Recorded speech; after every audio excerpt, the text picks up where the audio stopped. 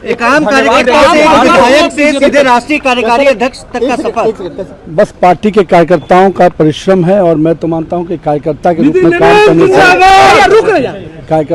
में काम करने से पार्टी के वरिष्ठ नेता हमेशा आपको ध्यान देते हैं और मैं तो इसके लिए बस पार्टी के नेताओं के साथ और उनके साथ जो आशीर्वाद मिला है उसको आगे काम करेंगे। नमस्कार, पॉलिटिक्स में आप सबों का स्वागत है और आज हम उस पॉलिटिक्स की चर्चा करने जा रहे हैं जिस पॉलिटिक्स के सहारे कहा जा सकता है कि अनिश्चितताओं का खेल जैसे क्रिकेट है ना, पॉलिटिक्स भी वही है।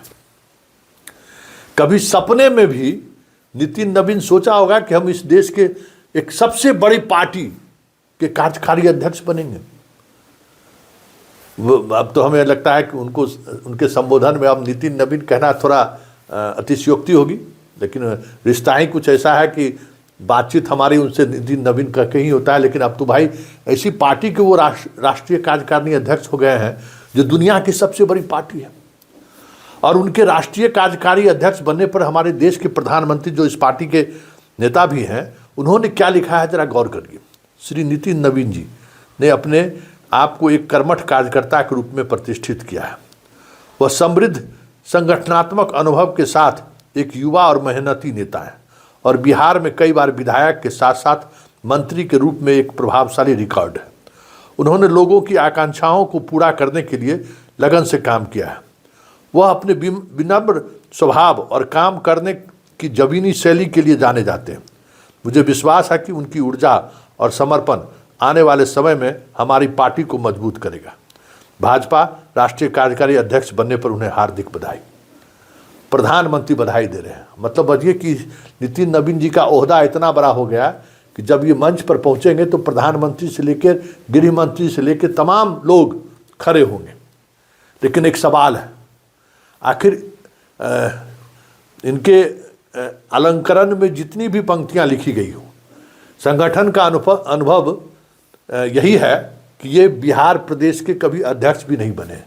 युवा मोर्चा के अध्यक्ष बने हैं, राष्ट्रीय महामंत्री बने हैं और छत्तीसगढ़ के प्रभारी बने हैं, चुनाव प्रभारी। पहले 100 प्रभारी थे, फिर प्रभारी बनाए गए। मतलब कोई इस तरीके का संगठनात्मक अनुभव भी नहीं है बिहार जैसे राज्यों में कि उनको राष्ट्रीय कार्यकारी अध्यक्ष बना दिया जाए। क्या ये माना जाए कि संघ और बीजेपी के बीच जो राष्ट्रीय अध्यक्ष को लेकर जो पिछले कई महीने से नूरा कुश्ती चल रहा था, उस पर मोदी ने विराम ही नहीं लगाया है, संघ को तमाचा भी दिया है कि मैं जो चाहूंगा वही करूंगी, मेरी मर्जी। देख, ऐसे व्यक्ति को हम राष्ट्रीय अध्यक्ष बनाने जा रहे हैं जिसकी राजनीतिक विषाद क्या है। देख लो, इस पार्टी के राष्ट्रीय अध्यक्ष के कुर्सी पर देख लो, तमाम नामों की देख लीजिए, वाजपेयी जी हो, मुरली मनोहर जोशी हो, अडवाणी हो, नितिन गडकरी हो, राजनाथ सिंह हो, कोई मतलब नहीं रहता है। नितिन नवीन कहते हैं, नितिन गडकरी हो। देखो, हम ऐसे आदमी को लाके बैठा देते हैं, देखते रह जाओ, जिसको नागपुर से कोई मतलब नहीं है। नितिन नवीन की राजनीतिक विरासत यही है कि इनके पिताजी यहाँ विधायक थे, उनके असमय निधन हो गया। 2005 में जब नई सरकार बनी थी, उपचुनाव हुआ, उसमें विधायक बने ये और उसके बाद से लगातार विधायक बन रहे हैं। संघ क्या होता है और संगठन क्या होता है उससे कोई मतलब भी नहीं है। तो ये सीधे सीधे तौर पर संघ के गाल पर चमाटा है कि देख हम कैसे लोगों को हम अध्यक्ष बना दे रहे हैं जो तुम्हारे नागपुर का नौ नहीं जानता है, नागपुर के चौखट तक नहीं गया है। कभी नितिन नवीन संघ में भी उस तरीके की सक्रियता उनकी नहीं देखी गई है, न विद्यार्थी परिषद में उस तरीके से सक्रिय रहे हैं। अरे बेचारे, वो तो पिताजी उनके सक्रिय राजनीति में थे ही, अचानक उनकी मृत्यु हुई और ये विधायक बन गए और उसके बाद सबके सामने है। लेकिन बड़ा सवाल है कि इनके राष्ट्रीय कार्यकारी अध्यक्ष बनाने का मतलब क्या है, सबसे बड़ी बात है ना। क्योंकि सिर्फ एक ही व्यक्ति एन जना जो अभी तक बने हैं, कृष्णा मूर्ति, वही कार्यकारी अध्यक्ष बने थे, फिर वो राष्ट्रीय अध्यक्ष बन गए। मतलब नितिन नवीन के कार्यकारी अध्यक्ष बनने का मतलब है कि वो आने वाले समय में राष्ट्रीय अध्यक्ष भी बन सकते हैं, या तय मानिए। लेकिन इतने जूनियर और के लोगों को बनाकर, आप समझिए कि जब ये बिहार आएंगे, प्रधानमंत्री तो उठवे करेंगे, एयरपोर्ट पर सम्राट चौधरी भी होंगे, दिलीप जायसवाल भी होंगे, मंगल पांडे भी होंगे, मतलब बिहार बीजेपी के तमाम बड़े नेता वहाँ मौजूद रहेंगे एयरपोर्ट पर। अब आप सोच लीजिए, उनके वो जब पहुँचेंगे मंच पर तो गिरिराज सिंह से लेकर, रूढ़ी से लेकर राधा मोहन सिंह तक सब खड़े होंगे, खड़े रहेंगे। अब ये कुर्सी का तोहिनी होगा, मतलब खड़े रहने कुर्सी का तोहिनी होगा, या फिर जो ये एक सम्मान का जो एक मतलब आइडिया था, उस आइडिया को चुनौती है। क्योंकि नितिन नवीन के बनाए जाने के बाद कोई भी नेता बीजेपी का इस तरीके से उस कुर्सी के प्रति तो वो भाव नहीं रहेगा जो भाव राजनाथ सिंह के समय दिख रहा था, वाजपेयी जी के समय दिख रहा होगा, अडवाणी जी के समय दिख रहा होगा, मुरली मनोहर जोशी के जी को। भाई राष्ट्रीय अध्यक्ष, पूरे देश में अब चुनाव प्रचार का अभियान का कमान इस नितिन नवीन के हाथों में होगा। बंगाल में चुनाव हो रहा है, अभी देखे ना जेपी नड्डा किस तरीके से, नितिन नवीन के हाथ में प्रचार अभियान होगा। अब आप सोच लीजिए कितनी बड़ी जिम्मेवारी दे गई इस युवा नेता को, और वो भी मतलब राष्ट्रीय स्तर पर पार्टी के संगठन में तो कह सकते हैं कि कोई योगदान नहीं रहा है। 5 बार विधायक में 2005 से लगातार विधायक हैं, 2 बार मंत्री ये बने हैं, 20 में मंत्री बने और अभी मंत्री बने। इनकी यही क्षमता है और क्या कहा जा सकता है। तो ये देखने वाली बात होगी कि कहीं न कहीं जिस तरीके से जो चीज़ें सामने आ रही हैं और शाह और मोदी जिस तरीके से निर्णय ले रहे हैं, ये तय मानिए कि संघ के विदाई का वक्त आ गया है और संघ से अपने आप को अलग रखने की चाहत को मजबूती से शाह और मोदी ने आज किला ठोक दिया है।